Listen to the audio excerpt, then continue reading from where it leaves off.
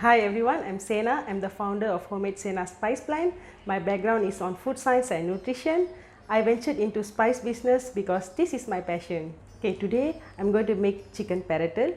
Chicken peratal means chicken in dry curry with luscious thick gravy. Normally we prepare this during festive seasons, especially Deepavali. It is a great curry for dosa and idli and of course rice too.